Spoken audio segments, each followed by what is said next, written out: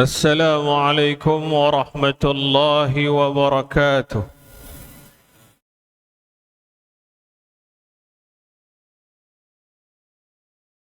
الله الله ربي لا أشرك به شيئا. الله الله ربي لا نشرك به شيئا. أشهد أن لا إله إلا الله وحده لا شريك له، وأشهد أن محمدا عبده ورسوله. يا أيها الذين آمنوا اتقوا الله حق تقاته ولا تموتن إلا وأنتم مسلمون. أما بعد. Melanjutkan kajian kita perihal dasar-dasar akidah Ahlus Sunnah wal Jamaah. Masuki subbab, yakni mempercayai orang pintar dan dukun. Ini subbabnya. Sesungguhnya kita tidak boleh mempercayai omongan daripada berita yang didapatkan dari orang pintar. Orang pintar itu dalam bahasa Arabnya arrafan. Maknanya orang yang ditanyai tentang perkara-perkara yang gaib. Kemudian dia menjelaskan perkara-perkara itu.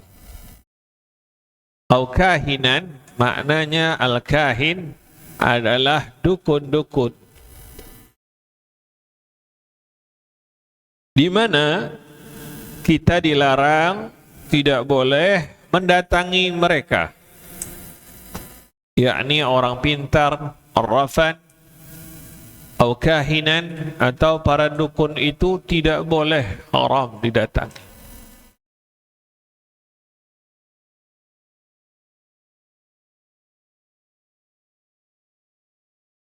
Kemudian di dalam surah An-Naml ayat 65, A'udzu billahi minasy syaithanir rajim. Bismillahirrahmanirrahim. Qul la ya'lamu man fis samawati wal ardi ghaiba illallah. Qul, yakni fi'il amr. Ini perintah khitab kepada beliau sallallahu alaihi wasallam. Apa perintahnya? Agar menjelaskan kepada para sahabat di masa itu dan kita pada hari ini sebagai umat yang mempercayai kerasulan beliau, yang hendaknya nasihat ini, yakni firman Allah ini, menjadi pengingat bagi kita semua apa yang Allah Subhanahu wa ta'ala perintahkan kepada nabinya, agar kita semua mengingat daripada pesan Allah tersebut, yakni la ya'lamu man fis samawati wal ardi ghaiba illallah. Pesan Allah kepada para sahabat dan kita sebagai umatnya bahwasanya tidak ada yang mengetahui yang gaib. Dinyatakan fis sama, yakni di langit. Maksudnya siapa yang di langit adalah para malaikat. Jadi malaikat saja tidak tahu yang gaib. Kemudian wal ard, yakni di bumi. Siapa di bumi? Yakni jin, manusia, semua tumbuhan, hewan, batu. Apalagi di langit, matahari, bulan, bintang, semua itu makhluk Allah. Semua makhluk itu tidak ada yang mengetahui yang gaib. Ini camkan baik-baik. Hatta Rasulullah sallallahu alaihi wasallam, sekalipun beliau sallallahu alaihi wasallam tidak tahu yang gaib. Tahu nggak Rasulullah SAW bahwasanya di dalam perang Uhud akan kalah? Tahu atau tidak? Nggak tahu. Para sahabat kemudian akan turun dari Jabal Rumat, Jabal pemanah itu, akan mengambil harta ghanimah di bawahnya, menyelisihi perintah beliau. Tahu atau tidak? Nabi tidak akan tahu. Kemudian pipi beliau akan tembus dengan dua daripada senjata orang-orang Quraisy. Apa Nabi tahu? Tidak tahu. Kemudian di dalam surah Al-Falaq, terkait turunnya surah Al-Falaq itu, beliau sallallahu alaihi wasallam diguna-guna oleh dukun Yahudi. Seorang dukun Yahudi namanya Labib. Diambil rambut Rasulullah sallallahu alaihi wasallam, kemudian dipintal, dibuhul. Makanya surah Al-Falaq itu buhul-buhul, diikat pada kurma jantan, kemudian dimantra-mantra, dibaca-bacain sama dukun ini. Biiznillah, bukan karena kemampuan dukun itu, tetap dengan izin Allah. Karena manfaat, mudarat, semuanya dengan izin Allah. Kemudian Rasulullah SAW dengan izin Allah demam. Kalau Nabi di mantra-mantra saja kena sakit, apalagi cuman kiai. Kan begitu. Apalagi cuman ustadz, syekh, atau yang lainnya. Makanya dalam masalah yang gaib itu ilmunya milik Allah. Nabi saja nggak punya.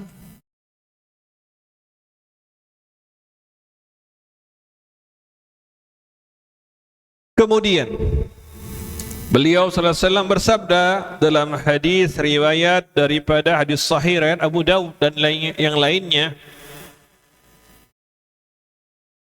man ata arrafan, siapa yang mendatangi orang pintar, au kahinan, yakni para dukun, fasaddaqahu bima yaqul, dan orang yang mendatangi itu membenarkan perkataan orang pintar itu atau dukun. Jadi orang ini datang minta sesuatu, apakah saya bisa menang pemilu tahun ini? Tanya sama orang pintar. Apakah saya bisa berjodoh tahun ini? Tanya sama dukun. Dan seterusnya. Fasaddaqahu bima yaqul, yakni dia percaya. Dukun itu bilang, orang pintar itu bilang, kamu akan menang pemilu tahun ini. Dibayar sama dia. Itu namanya membenarkan. Bayar enggak? Bayar enggak? Bayar.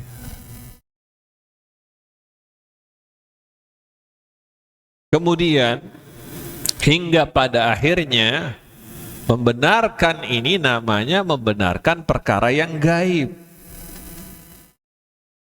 Membenarkan masukan dari dukun ini perkara yang gaib. Maknanya dia membenarkan para orang pintar dan dukun itu mengetahui yang gaib. Itu namanya membenarkan. Ini berbahaya bagi akidah kita.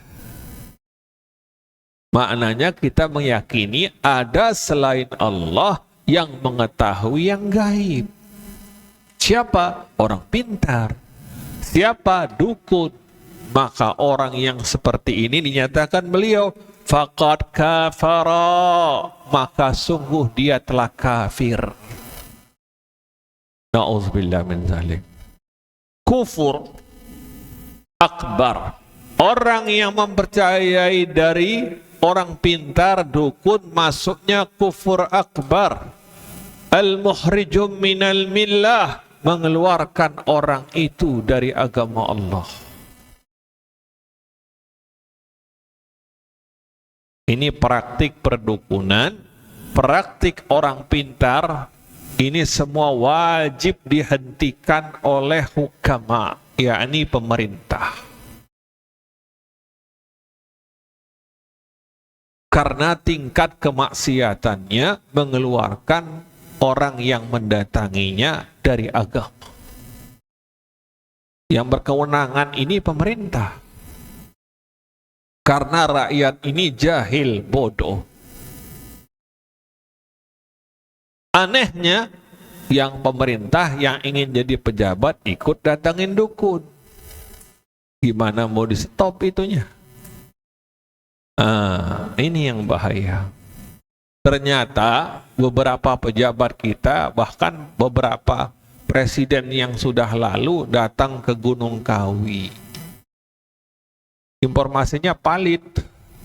Datang ke Gunung Kawi, la haula wala quwwata illa billah. Sedih kita. Enggak sedikit presiden kita sujud ke kuburan. Fasjudu lillahi wa'budu. Sujud itu kepada Allah. Sujud ibadah bukan? Boleh enggak sujud ke kuburan? Enggak boleh. Ada kebo bule di Surakarta itu. Kalau hari Asyura, orang datang di Surakarta Solo sana, dibawalah kebo bule itu. Kotorannya direbut-rebut orang. Dijadikan obat, na'udzubillah min dzalik. Masih berlangsung sampai hari ini. Ini kan bulan Muharram. Nanti malam tanggal 10 mereka bawa kerbau bule, dikelilingin kampung itu. Nanti ketika kerbau itu berak, mereka bilang itu barokah. Mereka berebut kotorannya. Itu umat yang pinter apa umat yang bodoh? Kalau nggak percaya apa yang saya omongkan, silahkan dicari di YouTube kebo bule Surakarta hari Asyura. Ada videonya. Orang sujud sama kerbau bule itu. Na'ud.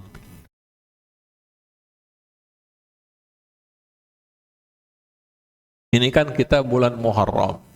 Yang disunnahkan bulan Muharram bukan melakukan ketaatan, masalah justru menyekutukan Allah Jalla wa'ala. Puasa Asyura di tanggal 10 dan Tasu'ah di tanggal 9. Mukaffiratun, menghapus, yakni sanata madiyah, menghapus dosa setahun yang lalu. Puasa 10 di tanggal 10 Muharram. Untuk membedakan dengan ahlul kitab, beliau mengatakan, sekiranya umurku sampai, aku akan berpuasa Tasu'ah di tanggal 9-nya. Tahun ini jatuhnya Tasu'ah di hari Rabu, dan Yaumul Asyurah jatuhnya Yaumul Khamis di hari Kamis. Tanggal minggu depan ya. Minggu depan. Minggu depan hari Kamis tanggal berapa ya? 25? Ya, 25. Berarti kita puasa 24, 25. Begitu orang Muslim, ikut contoh Nabi, bukan berbuat kesyirikan. Kemudian faqad kafara, maka sungguh orang itu telah kafir bima unzila ala Muhammad, dengan apa yang diturunkan kepada Muhammad sallallahu alaihi wasallam. Jika kita mempercayai Nabi Muhammad mengetahui yang gaib, jika kita mempercayai para jin mengetahui yang gaib, jika kita percaya orang-orang pintar, para dukun mengetahui yang gaib, maka kita telah ingkar, telah menolak bima unzila ala Muhammadin, terhadap Al-Quran yang 30 juz yang diturunkan kepada Rasulullah sallallahu alaihi wasallam. Apa yang diturunkan kepada Nabi? Al-Quran.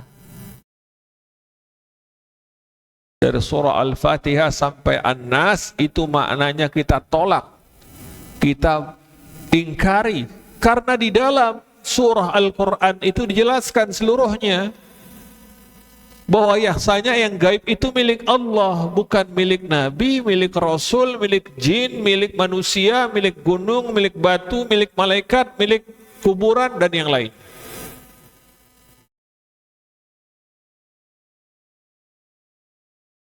Wa ma tadri nafsum bi ayyi ardin tamut. Tidak seorang pun tahu di bumi mana dia bakal mati. Wa ma tadri nafsum madza taksibu ghadan. Enggak seorang pun tahu apa yang akan diusahakan esok hari. Kita enggak tahu. Kita punya planning besok mau begini. Ada enggak di antara kita yang tahu kita bakal mati di mana? Apa di tempat tidur, apa ketika sedang sholat, apa dalam perjalanan, gak ada yang tahu. Nabi tidak tahu akan wafat di mana. Cuman pesan wasiat, kalau saya wafat di situ, saya dikuburkan.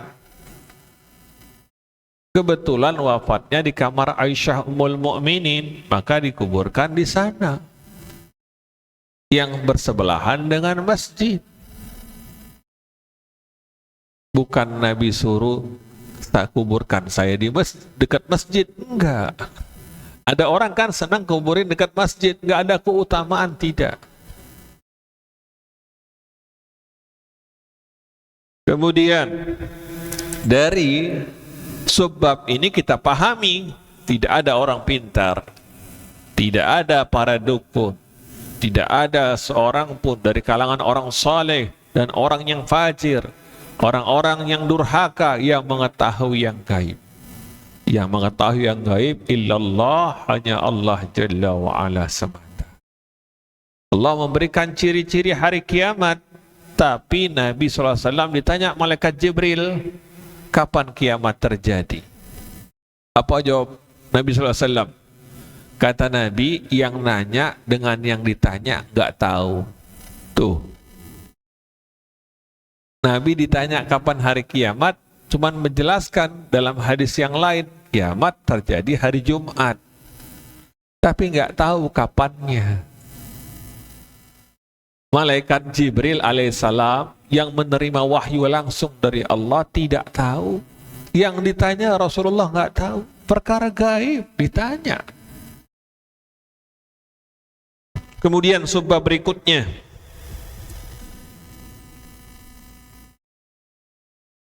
yakni perkara daripada semua makhluk Allah Subhanahu wa ta'ala tidak mengetahui apapun bentuknya dari perkara gaib. Jadi ini sambungan dari bab yang di atasnya. Wa indahu mafatihul ghaiba la ya'lamuha illahu. Di dalam surah Al-An'am 59 Allah jelaskan kepada kita, wa indahu, hu di sana, domir mutasil di sana ditujukan untuk Allah, dan di sisinya mafatihul ghaib, yakni kunci-kunci yang gaib. Dimaknakan dengan kunci artinya rahasia, tidak diketahui siapapun, maka disebut dengan kunci. Kunci itu untuk mengunci. Mengunci maknanya tidak diketahui. Kemudian mafatihul ghaib, apa yang dikunci? Yang dikunci perkara yang gaib. Kita mengetahui keadaan yang masa lalu, kita tidak mengetahui keadaan yang akan terjadi, dan kita tidak mengetahui keadaan yang akan datang. Dua hal kita nggak tahu. Hanya satu hal yang kita tahu, keadaan yang telah terjadi. Itu bukan kunci yang gaib. Kunci yang gaib dua, perkara yang akan terjadi dan perkara yang akan terjadi, perkara yang akan datang dan akan terjadi. Dua hal nggak tahu. Yang sekarang ini nggak tahu kita. 32 detik nggak tahu kita. Yang akan datang lebih tidak tahu lagi. Kemudian la ya'lamuha, tidak ada yang mengetahuinya. Ha, domir mutasil di sana ditujukan adalah bahwasanya tidak mengetahuinya ditujukan kepada semua makhluk. Nggak ada yang tahu. Ha di sana ditujukan pada perkara gaib itu tidak ada yang mengetahuinya kecuali Allah Subhanahu wa taala. Illahu domir munfasil, kecuali dia. Kata tunjuk dia di sini maknanya untuk Allah. Namun tidak boleh seseorang berzikir dengan huwa dia. Karena sebagian sekte sufi itu berzikir Allah dengan kalimat huwa. Kalau ditanya dasarnya apa, dia jawab surah Al-An'am ayat 59. Surahnya betul. Surah Al-An'am ayat 59, huwa yang dimaksud di sini Allah. Mereka mengatakan kalau sampai tingkat ma'rifat tidak lagi berzikir dengan astaghfirullah, Allahumma ya Allah, tidak. Kata mereka zikirnya dengan huwa dia. Mana dalilnya? Ini surahnya, kata mereka. Ini dalil yang salah. Ini kata tunjuk, kata ganti. Tidak boleh seorang, namanya ghalil adab, tidak beradab berzikir kepada Allah dengan mengatakan huwa.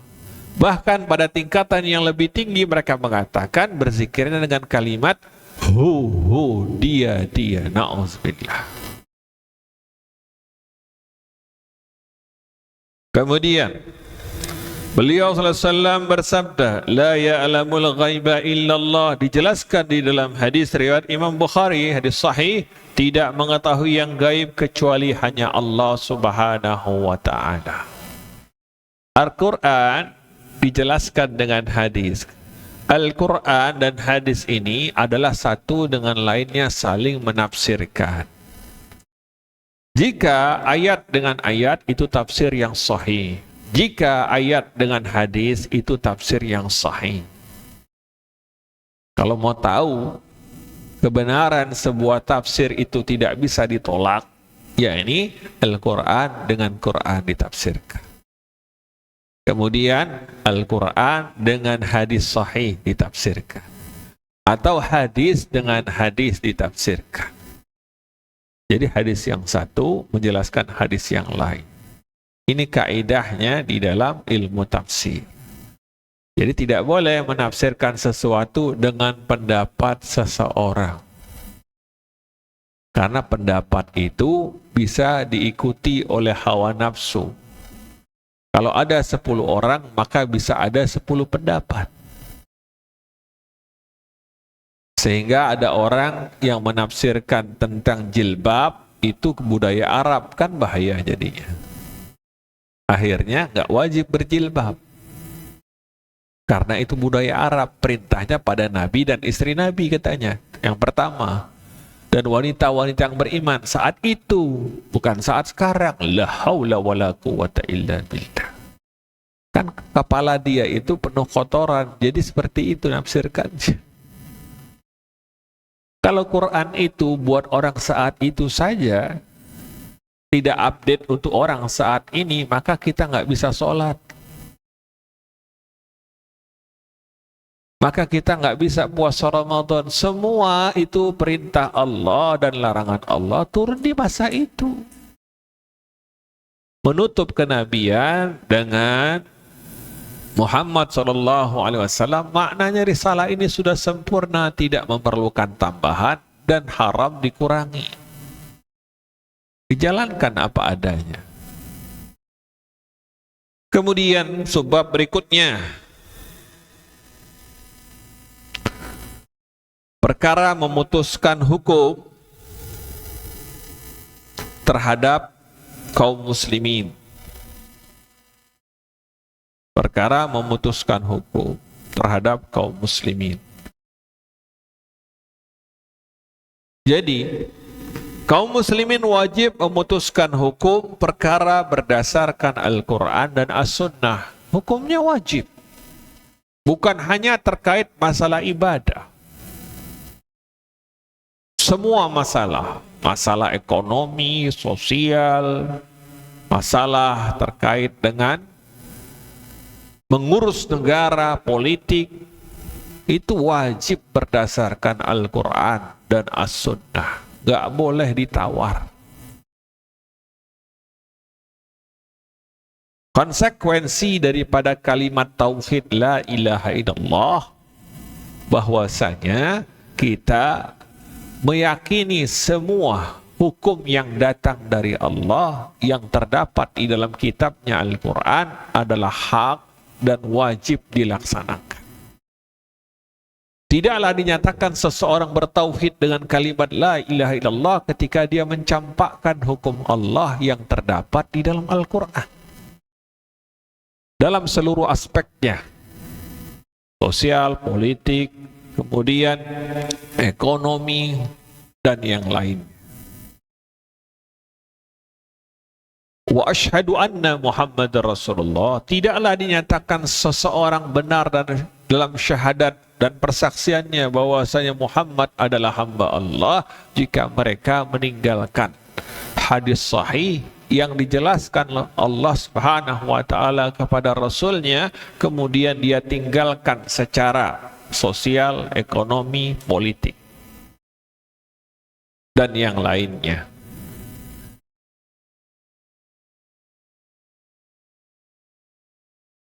Baik mereka sebagai kelompok, individu maupun sebagai penguasa. Jadi wajib menjalankan hukum dalam Al-Quran, dalam Al-Hadis. Bukan hanya sebatas sholat 5 waktu. Bukan hanya sebatas Ramadan saja. Bukan hanya sebatas mengurus jenazah saja. Bukan sebatas pernikahan saja. Bukan. Bukan sebatas hukum waris saja. Bukan. Mengurus ekonomi umat ini wajib dengan Al-Quran, dengan Sunnah. Apa yang dihidupkan? Contohnya zakat mal. Zakat mal 1447 kemarin yang dihimpun oleh Barnas itu sampai miliaran. Maaf, sampai triliunan. Padahal yang bayar di bawah 10% sudah sampai triliunan. Maknanya lembaga atau hukum Islam ini dijalankan. Jangan kemudian pajak yang dikedepankan, karena pajak ini mengadopsi daripada Yahudi dan Nasrani. Orang bukan senang membayar pajak, malah justru orang merasa takut terhadap pajak karena sanksinya. Kemudian akibatnya apa? Mereka menipu dalam membayar. Menyewa jasa orang tertentu yang mestinya bayar 10 juta atau 10 miliar, akhirnya bayarnya cuma 100 juta. Yang mestinya bayar kendaraannya, anu dan ini, dipasang aja plat palsu. Dihidupkan nomornya dengan plat palsu. Karena mereka merasa tertekan dan terancam, bukan merasa ibadah. Tapi kalau orang bayar zakat mal merasa ibadah atau terancam? Karena jalankan hukum Allah. Ini nasihat kepada penguasa. Mengapa negeri kita tidak pernah cukup, yang ada hutang kemana-mana? Kalau istilah orang Betawi, hutang keliling pinggang katanya. Sebabnya kenapa? Karena tidak berjalannya hukum ekonomi yang ada di tengah kaum muslimin. Hukum ekonomi itu tidak sebatas riba. Hukum ekonomi itu luas. Zakat itu fungsinya luas terhadap 8 asnaf yang mengelola negara. Orang-orang yang miskin diberikan dari sana.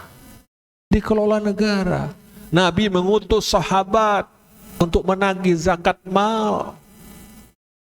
Yang zakat ternak bayar ternaknya, yang zakat pertanian bayar hasil pertaniannya, yang punya harta berupa perdagangan cukup nisabnya bayar. Kemudian didistribusikan oleh negara. didistribusikan oleh negara ke tengah masyarakat. Terdata dari RT, RW, semua siapa yang berhak menerimanya. Siapa fuqara, siapa masakin, siapa ibnu sabil, kemudian siapa sabilillah, tertera semua. Al-gharim, siapa orang yang berhutang. Nah, ini jelas. Ini contoh kecilnya. Contoh besarnya masalah politik. Apa masalah politik? Wa amruhum syura bainahum, urusan diserahkan dengan musyawarah, bukan dengan pemilu. Karena pemilu itu membawa perpecahan. Saling mengejek, ghibah, namimah, na'udzubillah min dzalik. Betul atau tidak? Betul atau tidak? Ini karena tidak menerapkan hukum Allah. Dalam surah An-Nur ayat 63, lihat.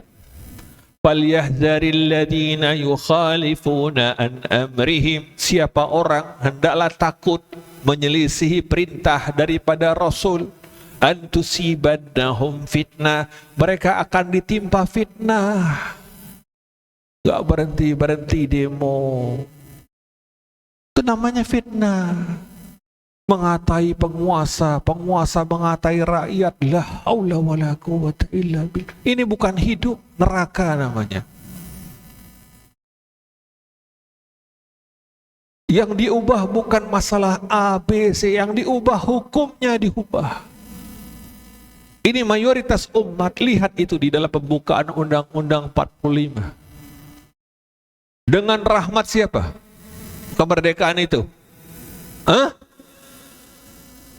Rahmat Yesus. Rahmat siapa? Rahmat Allah. Kembalikan kepada hukum Allah. Pertama, Pancasila bunyinya apa? Ketuhanan yang Maha Esa. Siapa Tuhannya yang Maha Esa? Selain orang yang beragama Islam. Buddha Tuhannya banyak. Konghucu banyak. Hindu apa lagi? Kristen Tuhannya 3, Trinitas. Cuman Islam. Kan asal hukum dari Pancasila itu adalah Piagam Jakarta. Apa bunyi Piagam Jakarta? Sila pertama apa tadi? Ketuhanan yang Maha Esa. Dihilangkan beberapa kata, 7 kata. Dengan kewajiban menjalankan syariat Islam. Masya Allah. Fakta sejarah ini, kalau kemarin bisa dihapus oleh Bapak daripada proklamator kita hari ini hapusnya dihilangkan, dihidupkan kembali dengan menjalankan syariat Islam. Kalau syariat Islam itu jalan, yang namanya koruptor habis. Habis gak? Orangnya sebelah presiden, tukang korupsi. Ditangkap KPK. Saya bosan dengar KPK menangkap orang korupsi. Saya bilang sampai Indonesia tidak berubah hukumnya dengan hukum Allah, kita akan saksikan dengan berita-berita basi. Si fulan diangkat, si pejabat anu ditangkap. Karena tidak ada yang dieksekusi dengan hukum Allah. Apa hukum Allah terhadap hukum pidana orang yang korupsi? Dipotong tangannya. Masjid yang besar Istiqlal itu disiapkan untuk orang potong tangannya.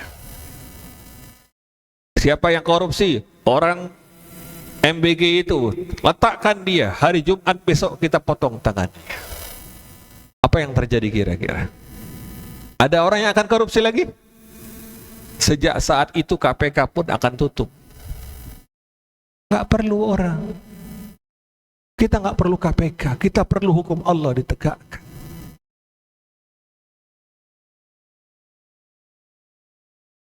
Kita lihat di dalam firman Allah, di dalam surah Al-Ma'idah 49. Surah Al-Ma'idah ayat 49 ini dan seterusnya ayat-ayat yang mengancam isinya. Anihkum bainahum bima anzalallah, dan hendaknya kamu memutuskan perkara di antara mereka berdasarkan wahyu yang diturunkan Allah. Wa man lam yahkum bima anzalallah, siapa yang tidak memutuskan hukum dengan hukum Allah, fa ulaika humul fasikun, maka mereka orang-orang pendosa. Itu yang pertama. Siapa pendosa? Orang yang fasik, tukang berbuat dosa, melanggar hukum Allah Jalla wa'ala, tidak peduli halal dan haram. Ini orang fasik, tidak menjalankan hukum Allah.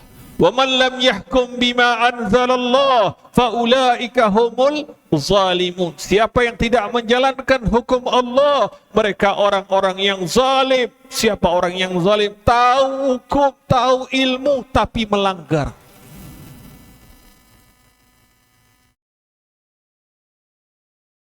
Tahu, ilmunya faham, tapi justru dialah orang yang melanggar hukum. Orang zalim. Wa man lam yahkum bima anzalallah fa ulaika humul kafirun. Siapa orang yang meninggalkan tidak berhukum dengan hukum Allah, mereka orang-orang yang kafir. Siapa yang kafir? Yang menolak hukum Al-Quran, hukum As-Sunnah di dalam kehidupan pribadi, kelompok, dan bernegara. Jangan coba menolak hukum Allah. 3 hukum yang akan berlaku kepada kita. Dia bisa jadi orang fasik, bisa jadi orang yang zalim, bisa menjadi orang yang kafir. Kalau kita benci hukum Allah, saya benci dengan hukum potong tangan, saya benci dengan hukum rajam terhadap pezinah yang telah menikah, maka kita akan keluar dari agama Allah Jalla. Ini agama yang dibuat oleh Rabbul Alamin, semesta alam. Dia yang menciptakan kita, dia tahu ukuran dan kadar kita, dan dia tahu meletakkan keadilan itu. Jika hukum itu ditegakkan, maka tidak akan ada nyawa yang melayang dengan sia-sia. Tidak akan ada kehormatan wanita diperkosa, kemudian dicabuli dengan ustadz yang ada di pondok dan yang lain. Tidak akan terjadi. Nggak akan terjadi. Nggak akan terjadi pejabat yang wenang-wenang makan uang rakyat di kanan, di kiri, di depan, di belakang, di semua tempat. Karena mereka tidak menjalankan hukum Allah. Antusibannahum fitnah, Allah kasih mereka fitnah, cobaan yang gak akan henti-henti, hutang negara di mana-mana, rakyat ribut di mana-mana, demonstrasi yang tidak henti-hentinya.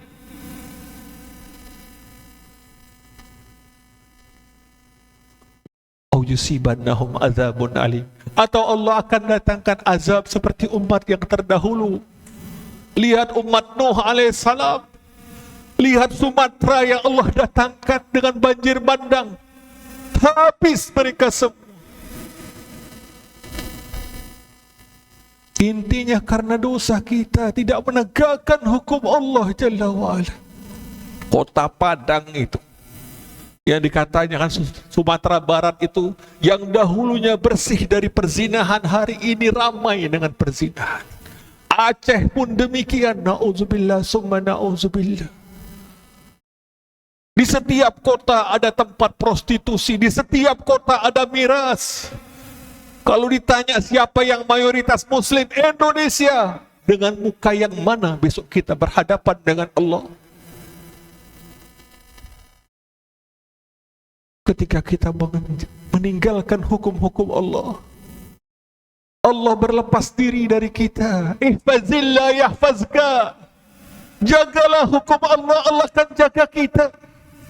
Kalau kita tidak jaga hukum Allah, Allah gak bakal jaga kita. Jaga hukum Allah. Sebaik-baik orang beriman yakni orang yang meyakini syahadatainnya, asyhadu an la ilaha illallah, dia menerima hukum Allah, mentauhidkan Allah di dalam ibadah, mentauhidkan Allah di dalam hukumnya, mentauhidkan Allah subhanahu wa ta'ala di dalam akhlaknya, mentauhidkan Allah subhanahu wa ta'ala di dalam semua aktivitasnya.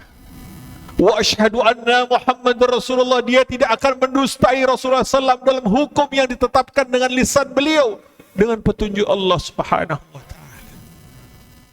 Dalam ibadah, dalam akhlaknya, dalam muamalah beliau sallallahu alaihi wasallam, beliau uswatun hasanah kita. Mau contoh siapa lagi? Hari ini kita senang berhukum dengan hukum Belanda yang menjajah kita 350 tahun. Diadopsi hukum itu, dimasukkan ke dalam tatanan pidana perdata, dan kita bangga merasa orang Indonesia la haula wala quwwata illa billah. Jadi kalimat, jangan kita dustakan pembukaan Undang-Undang 45 dengan rahmat Allah yang mana, ketuhanan yang Maha Esa yang mana. Lihat sila keempat, permusyawaratan. Maknanya apa? Wa amruhum sura bainahum, diputuskan urusan dengan musyawarah, bukan dengan demokrasi. Produk Yahudi dan Nasrani yang meracuni anak bangsa, memecah belah dan mengotak-ngotak. Ini partai merah, ini partai kuning, ini partai hijau, ini partai biru. La haula wala quwata illa billah. Hanya orang yang bodoh, yang diperdaya oleh setan, yang termakan dengan hukum-hukum ini semua. Karenanya negara kita sampai detik ini tidak sampai pada titik yang diharapkan, yakni kembali kepada kitab Allah dan sunnah Nabi SAW. Malu seseorang mengatakan firman Allah untuk dimajukan sebagai hukum. Lihat beberapa daerah yang sudah mencoba seperti Aceh, mencambuk orang yang minuman keras. Ini baik. Mencambuk orang yang dia pacaran, ini baik. Dan dilanjutkan, ditambah, disosialisasikan. Mengapa kita malu menunjukkan keislaman kita di hadapan majelis, di depan anggota dewan, DPR, MPR itu semuanya bagian besar KTP-nya Islam, tapi tunjukkan keislaman kita. Islam tidak sebatas saja melaksanakan ibadah haji yang diurus oleh pemerintah, tidak. Atau hanya melihat ru'yatul hilal ketika Ramadan, tidak. Islam itu universal. Dari kita hidup sampai kita mati, itu Islam atur semuanya. Nggak ada yang lewat. Nggak ada hukum negara manapun yang mengatur yang paling sempurna melainkan kitab Allah. Al-yawma akmaltu lakum dinakum wa atmamtu alaikum ni'mati wa raditu lakumul islam dinan. Ayat ini turun ketika beliau wukuf di Arafah di hari Jumat. Bahkan orang Yahudi mengatakan kepada Umar bin Khattab radhiyallahu an, sekiranya ayat ini turun kepada kami, niscaya kami akan menjadikannya sebagai hari raya. Orang Yahudi tahu agama ini sudah sempurna, namun kita tidak memperlakukannya sebagaimana petunjuk Allah dan Rasulnya sallallahu alaihi wasallam. Azan. Allahumma salli wa sallim ala nabiyyina Muhammad.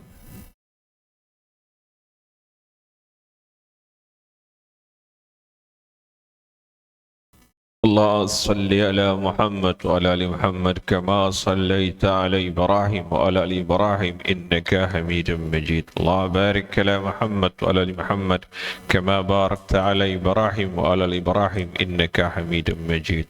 Allah Allah Rabbi la usyriku bihi syai'an. Allah Allah Rabbi la nusyriku bihi syai'an wa ba'd. Kemudian jika ada yang bertanya dipersilahkan.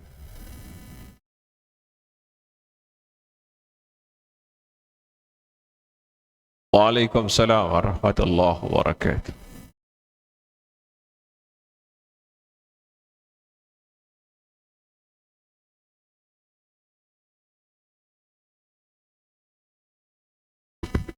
Itu akan menimbulkan suatu hal yang tidak diinginkan.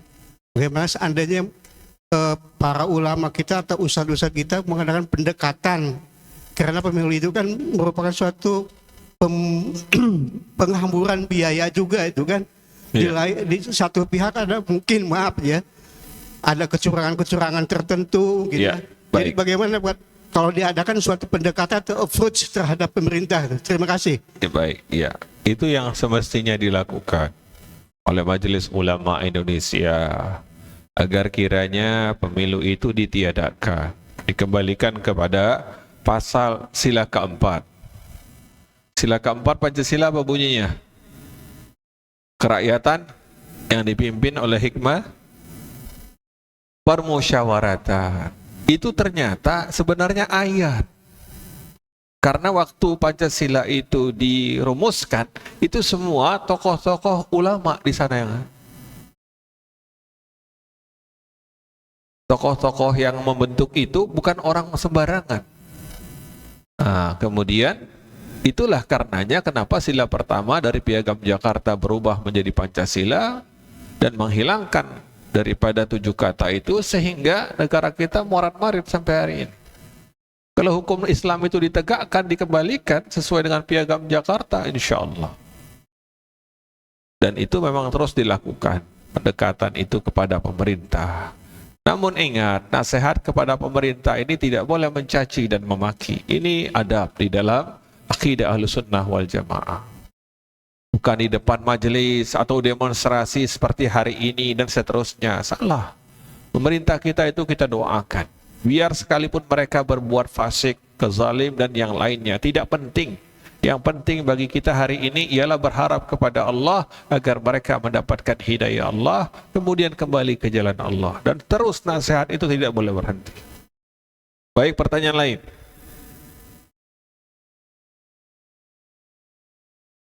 Assalamualaikum warahmatullahi wabarakatuh. Mengenai pajak tadi yang Ustaz bilang seperti dia punya apa namanya pajaknya 1 miliar melalui namanya, kemudian dikurangi pajaknya seperti itu, gimana hukumnya? Itu bagaimana tuh Ustaz? Iya. Sebenarnya pajak ini adalah daripada bentuk la ta'kulu amwalakum bainakum bil batil. Allah melarang kita memakan harta sama kita dengan cara yang batil. Dan pajak ini masuk kepada hal yang seperti itu. Memakan harta orang secara batil. Dan pajak itu persentasenya adalah melebihi ambang batas dari zakat. Zakat 2,5%, pajak berapa persen? 10%? 11? 11. Kalau pajak kendaraan mewah berapa? Tergantung barang kan mahal itu kalau pada mewah. Kalau kita beli mobilnya itu harganya 300 juta, pajaknya bisa 100 nyampe. Luar biasa kan? Makanya kemudian mobil yang 300 sebenarnya hakikatnya kalau dijual tanpa pajak itu hanya 200. Kan makannya terlalu banyak. Itu harta kan harta umat. Ketika memakan harta orang, hukumnya haram atau enggak? Haram. Jadi berkah atau musibah? Jadi musibah. Kalau kita berdoa enggak dikabulkan, tuh. Ini dikasih makan ke PNS, ke tentara, ke polisi. Kan dari situ gajinya tuh. PNS, tentara, polisi, gajinya dari pajak-pajak itu. Gimana akan berkah hidup itu? Pajak itu nggak boleh dimakan karena harta orang lain. Baik, pertanyaan lainnya ya.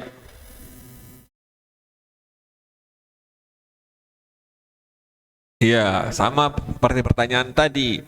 Mensiasati pajak itu seperti apa?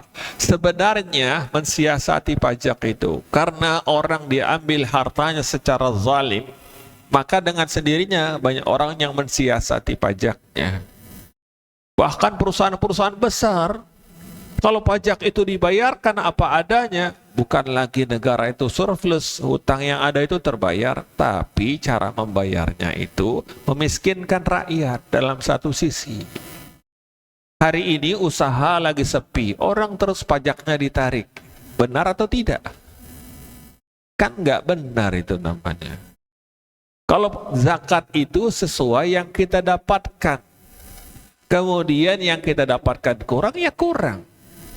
Kalau kurang dari nisab, ya nggak bayar. Kan begitu. Yang ada justru dapat zakat. Kan begitu. Ini enggak, semua orang yang sudah tercantum NPWP-nya, wajib nggak bayar pajak? Wajib. Jadi ada kezaliman di sana. Inna dzulma zulumatun yaumal qiyamah. Beliau bersabda, kezaliman itu ialah neraka di hari kiamat. Itu maksudnya. Jangan kita bertindak zalim. Kemudian uang-uang itu diperuntukkan untuk hal-hal yang kadang-kala nggak penting. Lebih lagi dosanya lebih banyak. Makanya diambil strategi itu menghidupkan zakat mal. Jadi perusahaan, pribadi-pribadi pengusaha atau orang-orang yang berpenghasilan mencukupi, kemudian dihitung zakatnya dan mereka wajib membayarkan kepada negara. Sebenarnya yang hanya boleh memungut zakat mal itu negara, bukan masjid, bukan yayasan. Hari ini kan salah semua itu. Karena salah dari atasnya, salah ke bawahnya. Nabi mengutus sahabat mengambil zakat, disetor ke Nabi, semuanya setor ke Nabi. Nanti diatur tiap wilayah provinsi itu. Kemudian diberikan kepada mereka berapa yang miskin di sini, berapa yang kaya di sini, kan begitu. Dimanage lah sebaik mungkin. Jadi jangan lagi ngambil pajak, ke depannya sudah mengambil zakat mal saja. Ini juga harus diajukan kepada pemerintah dengan baik, dengan perkataan, dengan nasihat. Jangan mencela, jangan mencaci, mendoakan pemerintah kita itu. Kita sayang dengan mereka, tidak boleh kita benci dengan mereka, karena ini akidah Ahlussunnah wal Jamaah, mendoakan pemimpin. Kalau kita punya usulan seperti ini, pajak Pak diganti dengan zakat, boleh, nggak apa-apa. Masalah mereka tidak terima bukan urusan kita, yang jelas nasihat sudah sampai. Begitupun tadi hukum ini banyak hukum Belanda Pak, ganti dengan hukum Islam. Perdata pidana itu nggak efektif KPK Pak, ganti dengan hukum potong tangan Pak, yang cukup dengan harta yang dicuri berapa, dalam hukum Islam sekian Pak, dikonversikan ke rupiah sekian. Jika cukup hukumnya, kita potong tangannya Pak. Orang yang berzina ada 4 orang saksinya, kemudian saksi ini melihat dengan nyata, diputuskan oleh hakim, diketok, dirajam sampai mati Pak. Kita pendam di tengah Istiqlal itu Pak, di lapangan itu, jadi manfaat lapangannya Pak, nggak buat parkir aja. Kita usulkan, nggak masalah. Jadi kalau kita cinta sama negara, cinta itu harus berhubungan dengan Allah. Tidak boleh cinta pada negara secara tunggal, itu syirik namanya. Kita cinta kepada negara mengkaitkan dengan Allah Subhanahu wa taala, mengkaitkan dengan hukum Allah, mengkaitkan dengan sunnah beliau sallallahu alaihi wasallam. Baik, aku hadza wa astaghfirullah li wa lakum. Assalamualaikum warahmatullahi wabarakatuh.